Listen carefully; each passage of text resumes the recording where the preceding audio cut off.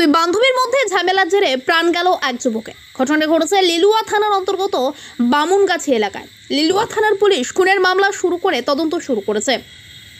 Police সূত্রে খবর, ঘটনার সূত্রপাত গত শুক্রবার শালকিয়া বাধাঘাট এলাকার একটি হিন্দি মাধ্যম স্কুলের নবম শ্রেণীর ছাত্রীর সঙ্গে ভালোবাসার সম্পর্ক ছিল। ওই নবম শ্রেণীর ছাত্রীর সঙ্গে ওই স্কুলের দশম শ্রেণীর এক ছাত্রীর ভালো বন্ধুত্ব ছিল।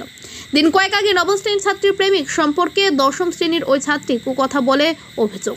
এই নিয়ে দুই বন্ধুর মধ্যে শুরু হয় ঝামেলা। গত শুক্রবার সন্ধ্যায় বামুনগাছি এলাকায় দুই বন্ধু, তাদের প্রেমিক এবং বন্ধুরা একসঙ্গে জড়ো হয়ে মীমাংসার জন্য যখন দুপক্ষের মধ্যে কথাবার্তা চলছিল, সেই সময় হঠাৎই নবম শ্রেণীর ছাত্রীর প্রেমিক সাগর তিওয়ারি বয়স 18কে বেধড়ক মারধর করে দশম শ্রেণীর ছাত্রীর প্রেমিক এবং তার বন্ধুরা।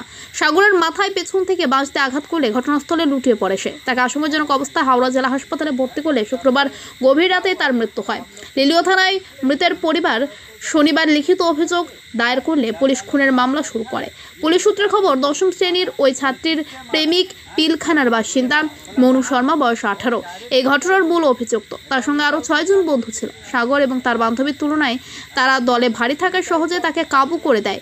এই ঘটনায় শোকের ছায়া নেমে এসেছে জগদীশপুরের সেনপাড়ায়।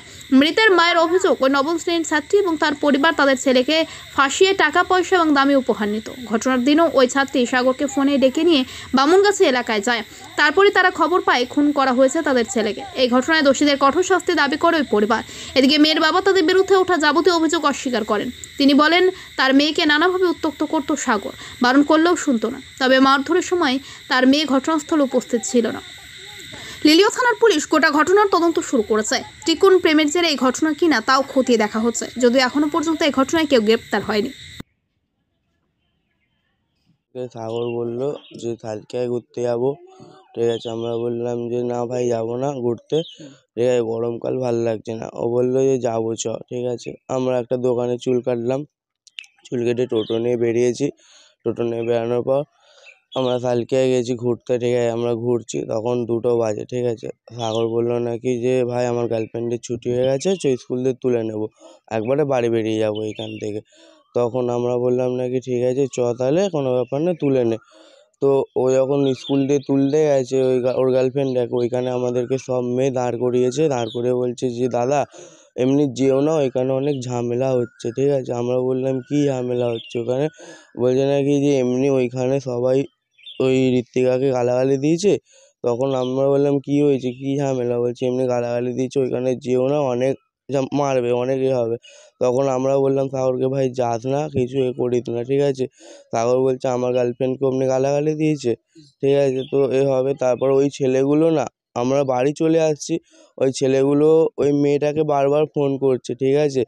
আর মেয়েটাকে ফোন করে করে বলছে নাকি যে মানে হিন্দিতে বলছে, ডাকছে ওকে যে আসতে বলছে। তখন সাগর বলছে নাকি যে চল চল, আমরা বারণ করছি, তাও সাগরকে ওই মেয়েটা না বলছে নাকি যে চলো চলো চলো। আমরা বারণ করছি, আমাদের কথা শুনছেই না। আর মেয়েটা বলছে চলো, ওকে মারবে, ওকে মারবে, ঠিক আছে। তখন ওইখানে যে গেছে, সাগরকে বললাম যে কি হয়েছে, ঝামেলা কেমন? বলছে নাকি 2টো ছেলে আসবে। আমরা ওইখানে দাঁড়িয়েছিলাম, ঠিক আছে। দাঁড়িয়ে থাকতে থাকতে না ওরা আসছে না। লাস্টে আমরা যখন বেরিয়ে যাচ্ছি বামুনগাছি ওখানেই, তখন 10টা মতন ছেলে এসে ডাইরেক্ট আগে সাগরকে চড় থাপ্পড় মেরেছে, ঠিক আছে। টোটোর মধ্যে বসেছিল, মেরেছে। তারপর আমি ছাড়াতে গেছি, আমাকে 4টে ছেলে মিলে পেছনে নিয়ে গিয়ে আমাকে বাঁশ দিয়ে মেরেছে আর লাথি মেরেছে বুকের ছাতিতে। আর একটা দাদা ছিল, ওকেও মেরেছে।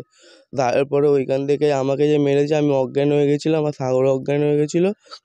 অজ্ঞান হয়ে যাওয়ার পরে আমাদেরকে কোনা হসপিটালে নিয়ে গেছিলো একটা দাদা যে ছিল। ও নিয়ে যাওয়ার পর কোনা হসপিটালে নেয়নি, আমাদের আবার হাওড়াতে ওইখান থেকে ট্রান্সফার করে দিয়েছে। ওইখানে হাওড়ায় গিয়ে আমি বসেছিলাম, আমার পিঠ যন্ত্রণা করছিলো, ঠিক আছে। তারপরে সাগরকে ওইখানে ভর্তি নিল, ঠিক আছে। ভর্তি নেওয়ার পর আমরা ওইখানে ছিলাম। তখন কাকা বললো নাকি যে সাগরের বাবা বললো যে বাড়ি চলে যা, ঠিক আছে। যে বাড়ি এসেছে, তারপর বাড়ি এসে শুনছি এমনি হয়ে গেছে।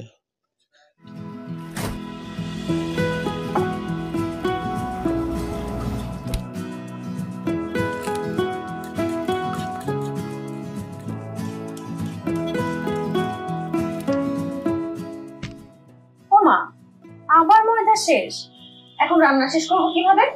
চিন্তা করবেন না, ফ্রেশ গ্রোসারি এখন আপনার দরজায়। ভেজ মুভে অর্ডার করলেই পাচ্ছেন ক্যাশ অন ডেলিভারি মাত্র 2 ঘন্টায়। সাথে থাকছে ফ্রেশ পণ্যের গ্যারান্টি। Veg move. আমরা জানি ঘরের কাজে সাহায্য সব সময় দরকার।